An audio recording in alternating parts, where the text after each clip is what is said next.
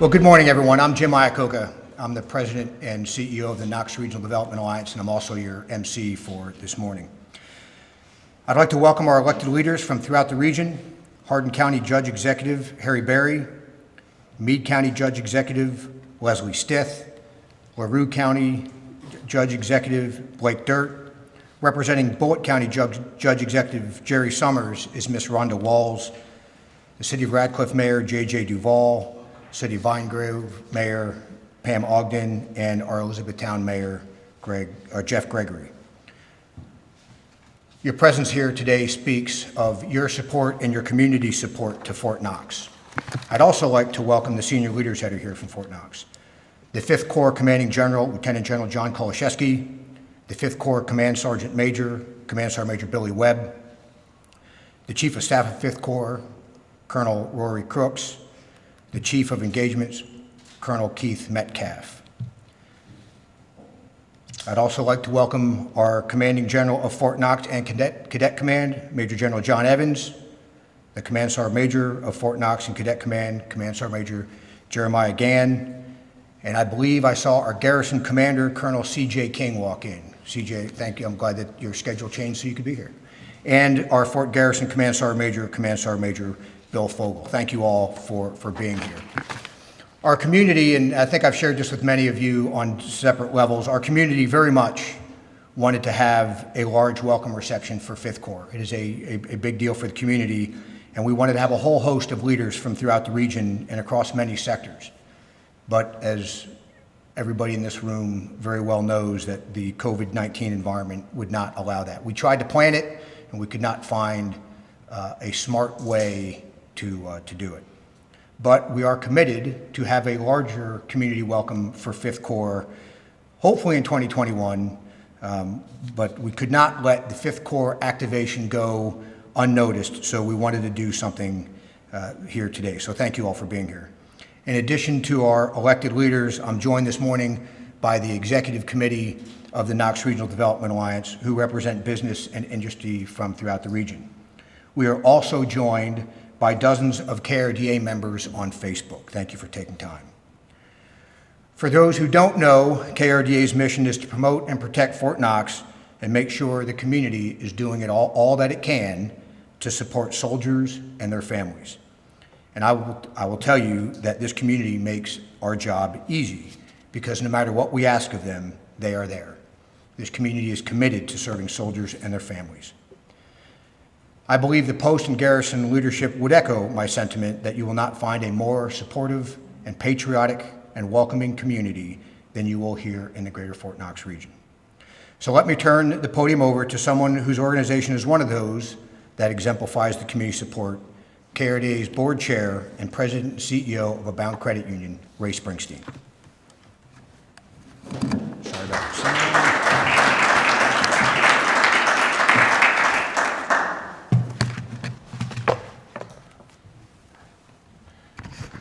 Thanks, Jim.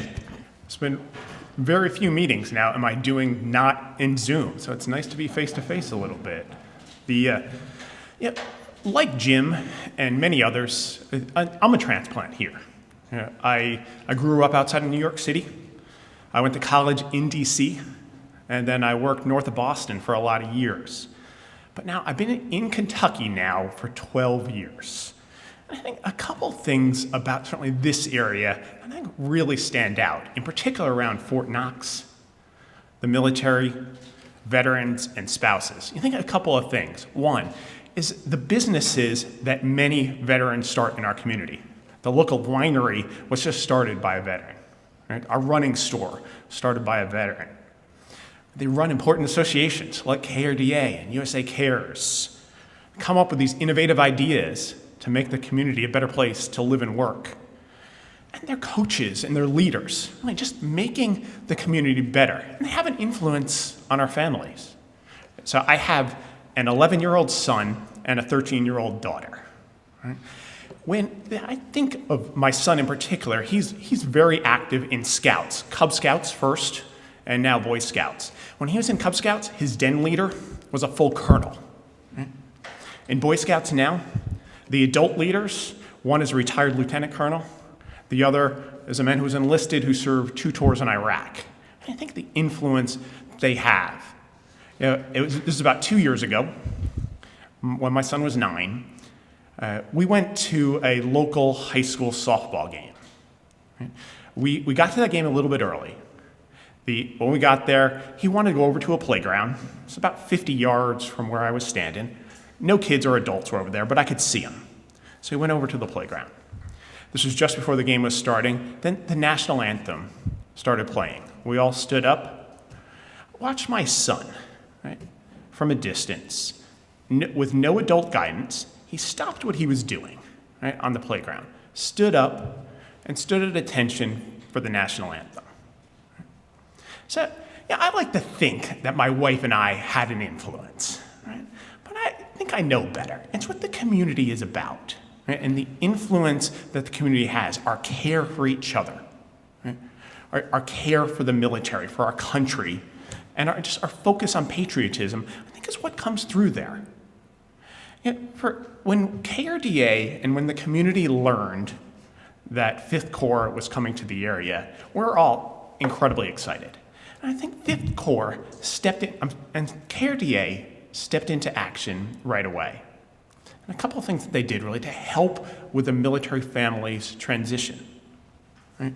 First was creating a spouse employment program. So the credit union, like many other organizations in the area, we are always looking for ways to hire spouses. The challenge, though, is the connection. Right? And that's the gap that KRDA filled. Right?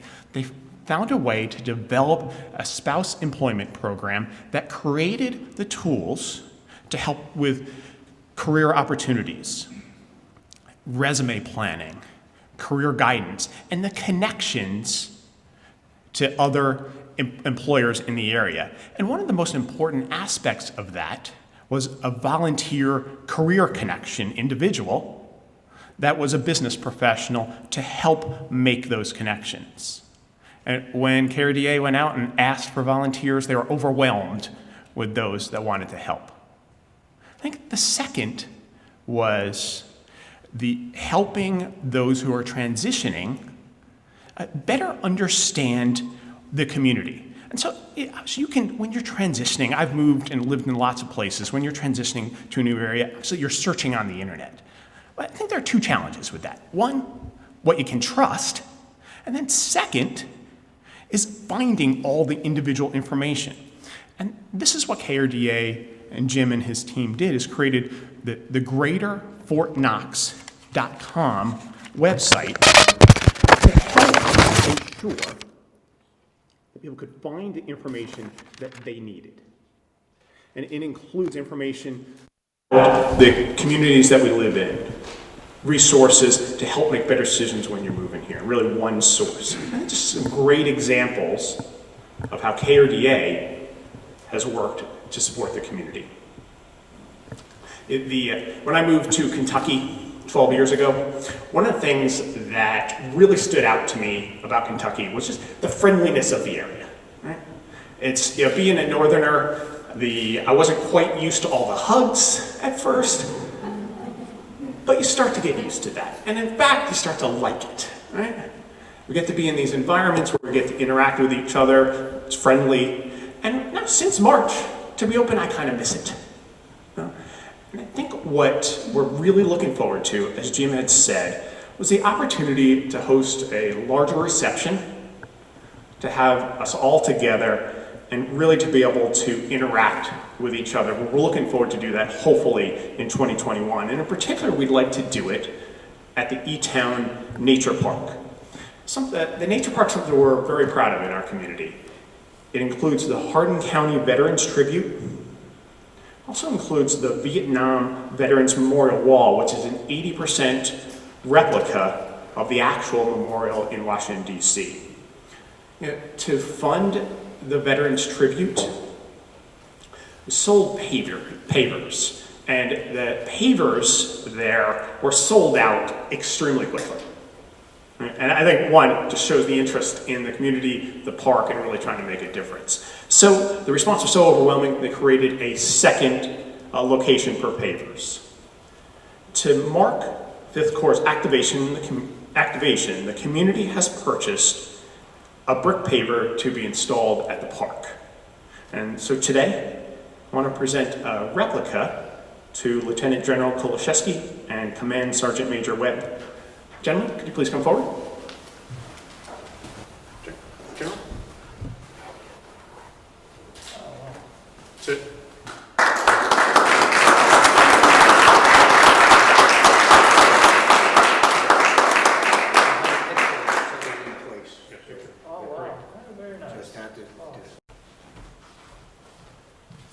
Well, thanks, Fred.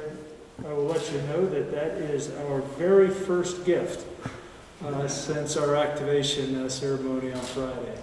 And so Command Sergeant Major Webb, Colonel Crooks, and myself will make sure that it's in a prominent location up in the command group. So again, thank you.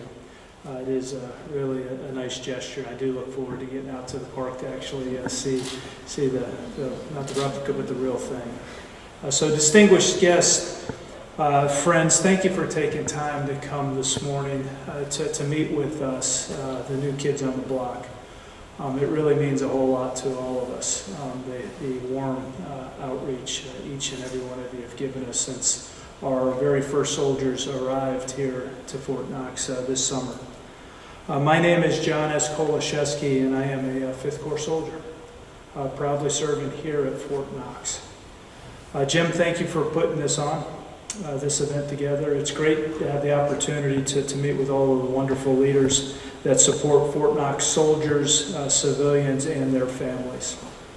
Last Friday, the activation ceremony really was a landmark day for Fifth Corps, the U.S. Army and U.S. Army Europe. I think also for Fort Knox.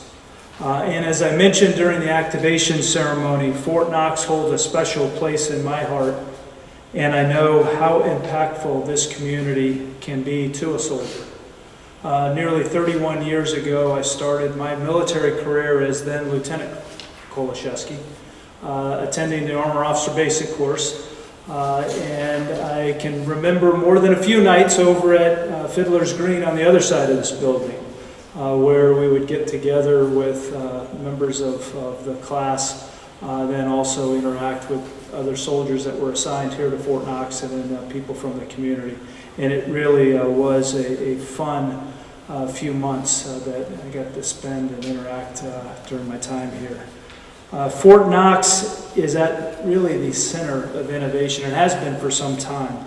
From the transition of the Armor Center to the central hub of the Army's sessions and human resources operations, to the consolidation of cadet summer training, and to the establishment of the most recent program for assessing and evaluating future battalion commanders and brigade level commanders as the Army looks at developing and managing talent. And that is a really big deal because of how impactful those lieutenant colonels and colonels are in the life of soldiers and their family members. And now Fort Knox is obviously home to 5th Corps, the Army's 4th Corps on the active roles. And there's a little story there is that there was a decision made to go ahead and activate the 4th Corps, and then we turned around and said it's going to be called 5th Corps. 4th Corps, why is it not called 4th Corps? Well, just you had to look at the lineage, and then people finally understood is that we've got 4 corps now. We've got the 1st Corps that's out at Joint Base Lewis McChord that's out in Washington State. We've got 3 Corps, which is at Fort Hood, Texas. We've got the 18th Corps, which is at Fort Bragg, North Carolina, and now we have 5th Corps, which is here at Fort Knox. So it's really was and is a big deal for the Army and I know the community. And that what that 600 plus soldiers and their families will have as they arrive here, and the impact that Fort Knox on the community of Fort Knox writ large. We are grateful for all of the work that has been done to get the installation ready. John, you and CJ, thank you very much personally. as well as for all of the 5th Corps soldiers and family members that are here or getting ready to come here.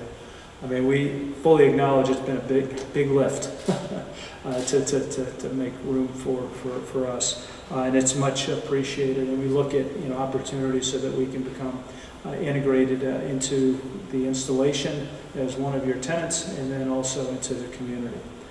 Secretary McCarthy announced last week that people are our #1 priority, and that was a pretty watershed event. So people have always been important in the Army, but so is readiness, and so is modernization, etc. But by he and all of the Army senior leaders saying people are our #1 priority, and now putting resources against it, that is a big deal. And the reception and integration of 5th Corps soldiers and families is obviously my #1 priority. And your support has been and is essential to how we're going to get after accomplishing that task. Command Sergeant Major Webb and I look forward to strengthening our relationships with the Fort Knox team. This installation support will be critical to the success of our mission, especially as we continue deploying soldiers forward in Europe. In closing, I can't say thank you enough for all the work and effort that has made the activation of 5th Corps a reality. And thank you in advance for the support to our soldiers and families. I hope you all have a great day and look forward to interacting with you after this. Thank you.